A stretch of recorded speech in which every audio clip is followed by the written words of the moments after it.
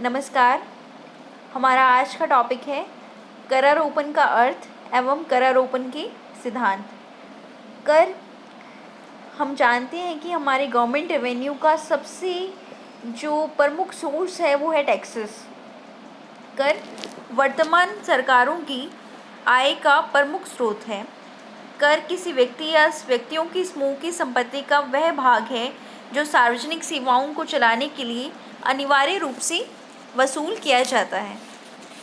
जितनी भी government services हैं उसके लिए क्या ज़रूरी है? टैक्स ज़रूरी है।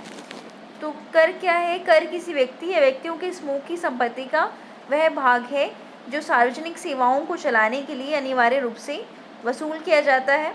अन्य शब्दों में कहें कि कर एक अनिवार्य वसूली है जिसका भुगतान करदाताओं को बिना किसी प्रतिफल के बदले करना होता है।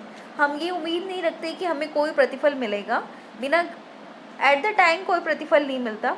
सपोज़ गवर्नमेंट जो है, हमने टैक्स पे किया, टैक्स पे करने से गवर्नमेंट के पास रेवेन्यू जनरेट हुआ, उस रेवेन्यू से गवर्नमेंट ने स्कूल्स खोले, हॉस्पिटल खोले, पार्क बनवाए, तो उसका बेनिफिट अल्टीमेटली किसको मिल रहा है? पब्लिक को ही तो मिल रहा है। लेकिन इमीडिएटली बेनिफिट नहीं मिलता, कुछ टाइम बाद बेनिफिट मिलता है। तो बिना किसी प्रतिफल के बदले हमें ये पे करना होता है। कर का भुगतान नहीं करने पर व्यक्ति या संस्था को वैधानिक दंड दिया जा सकता है। यदि कर का भुगतान नहीं करते तो व्यक्ति या संस्था को वैधानिक दंड भी दिया जा सकता है। कर एक अनैच्छिक शुल्क है, बिना इच्छा के होता है। कोई भी इंसान जो है वो टैक्स पे नहीं करना चाहता, ना ही वो डायरेक्ट टैक्स ना इनडायरेक्ट टैक्स, कोई भी टैक्स नहीं पे करना चाहता। लेकिन ये क्या है? अनिवार्य है और अनैच्छिक शुल्क है जिसे सरकार की गतिविधियों को संचालित करने के लिए स्थानीय, क्षेत्रीय, राष्ट्रीय सरकार द्वारा लागू किया जाता है। स्टेट गवर्नमेंट भी करती है, सेंट्रल गवर्नमेंट भी करती है, मेनली सेंट्रल गवर्नमेंट होता है। कर आधार क्या होता है? कर आधार वह आधार है जिसके अनुसार कर लगाया जाता है। जैसे आयकर में आय आधार होता है, कर आधार क्या होता है? जिसके अकॉर्डिंग कर लगाया जा सकता है। इनकम है, जितनी ज़्यादा इनकम होगी उसके अकॉर्डिंग टैक्स जो है वो लगाया जाएगा। नेक्स्ट पे चलते हैं हम।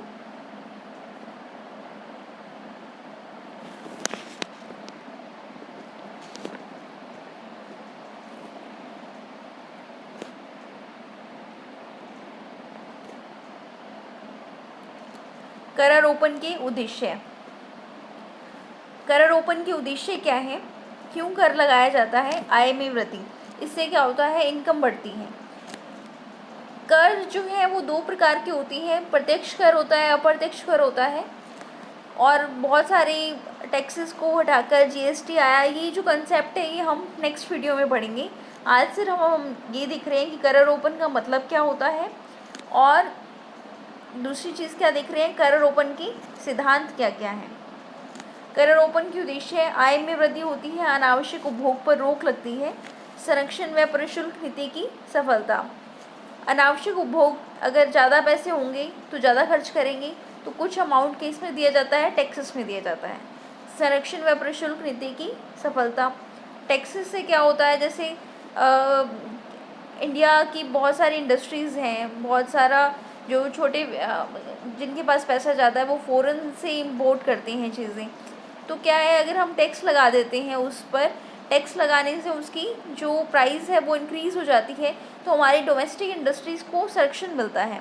उत्पादन, रोजगार, राष्ट्रीय आय में वृद्धि, इससे क्या होता है? प्रोडक्शन बढ़ता है, एम्प्लॉयमेंट बढ़ता है और नेशनल इनकम में इंक्रीमेंट बढ़ता है। प्रोडक्शन ज़्यादा होगा, एम्प्लॉयमेंट मिलेगा और नेशनल की इनकम बढ़ेगी।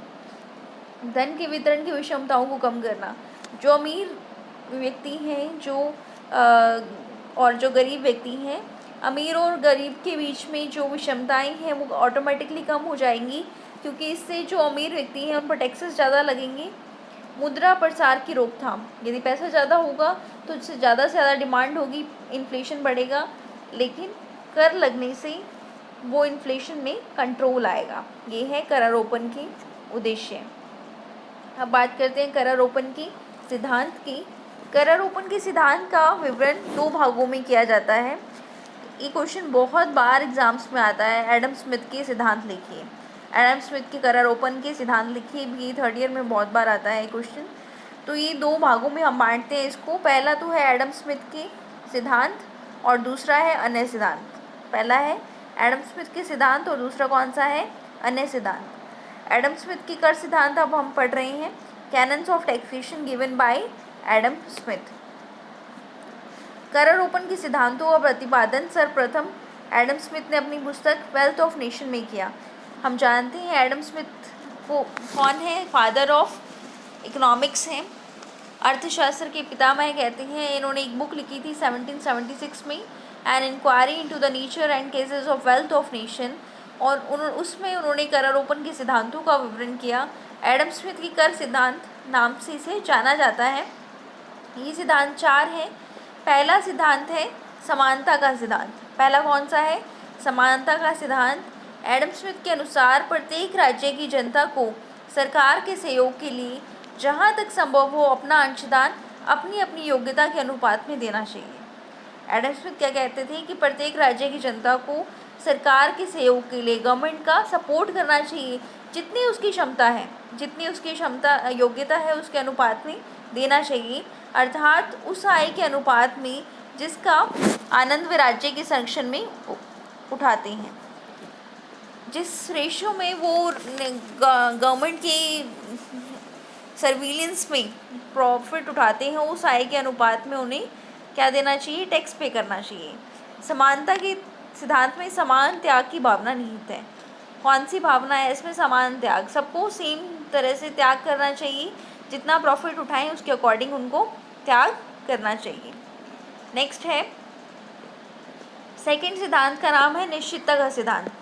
पहला था समानता का सिद्धांत, दूसरा है निश्चितता का सिद्धांत, canon of certainty, canon of certainty. Smith के शब्दों में प्रत्येक व्यक्ति को कर देना निश्चित होना चाहिए। एडम स्मिथ ने कहा कि हर व्यक्ति टैक्स पे करना चाहिए, और ये टैक्स पे जो होना चाहिए मनमाना नहीं होना चाहिए। प्रत्येक व्यक्ति को टैक्स तो जरूर पे करना चाहिए, लेकिन ये टैक्स मनमाना नहीं होना चाहिए। भुगतान का समय, कर की दर, भुगतान की विधि, भुगतान की राशि प्रत्येक अन्य व्यक्ति और कर देने वाले व्यक्ति को स्पष्ट होनी चाहिए। किस तारीख को भुगतान करना है, किस रेट से भुगतान करना है, और कौन सा मेथड है जिसके तहत भुगतान करना है, हर व्यक्ति को ये बिल्कुल स्पष्ट होना चाहिए। अर्थात करदाता संग्रहकर्ता को ये निश्चित होना चाहिए कि किसको किस समय किस पर कैसे और कहाँ कर चुकाना है। ये सब बातें जो हैं ये एक टैक्स पेयर को क्लियर होनी चाहिए कि उसे किसको कर चुकाना है, कितना कर चुकाना है और कहाँ पर कर चुकाना है। ये सेकंड प्रिंसिपल है एडम स्मिथ का, निश्चितता का सिद्धांत। पहला कौन सा था, पहले प्रिंसिपल का नाम है समानता का सिद्धांत, कैनन ऑफ इक्विटी, और सेकंड प्रिंसिपल है निश्चितता का सिद्धांत, कैनन ऑफ सर्टिनिटी। थर्ड है सुविधा का सिद्धांत, कैनन ऑफ कन्वीनियंस।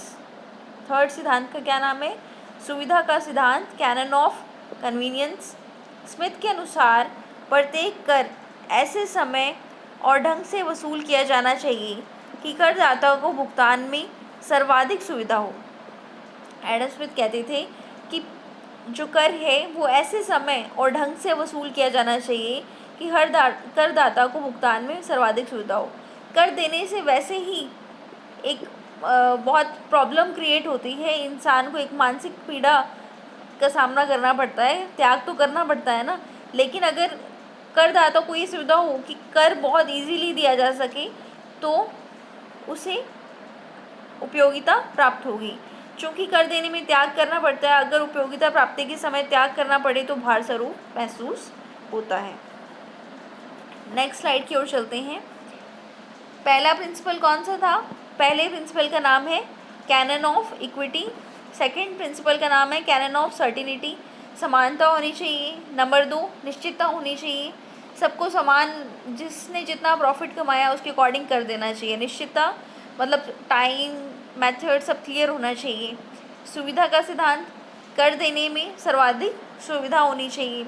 मितव्ययता का सिद्धांत, एडम स्मिथ के अनुसार प्रत्येक कर की रचना इस प्रकार की जाए जो भी रकम राजकोष से प्राप्त हो उसके अतिरिक्त रकम व्यक्तियों की जेब से कम निकले, मतलब बहुत कम से कम टैक्स लेना चाहिए। मितव्ययिता का सिद्धांत, कर वसूली को व्यय न्यूनतम रहे।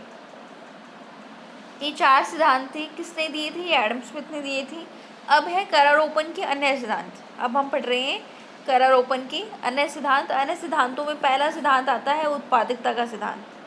फर्स्ट सिद्धांत है उत्पादकता का सिद्धांत, कैनन ऑफ प्रोडक्टिविटी। राजस्व व्यवस्था का प्रमुख उद्देश्य राज्य के व्यय के लिए आय प्राप्त करना है। जो राजस्व व्यवस्था है उसका प्रमुख उद्देश्य क्या है? राज्य की व्यय के लिए आय प्राप्त करना।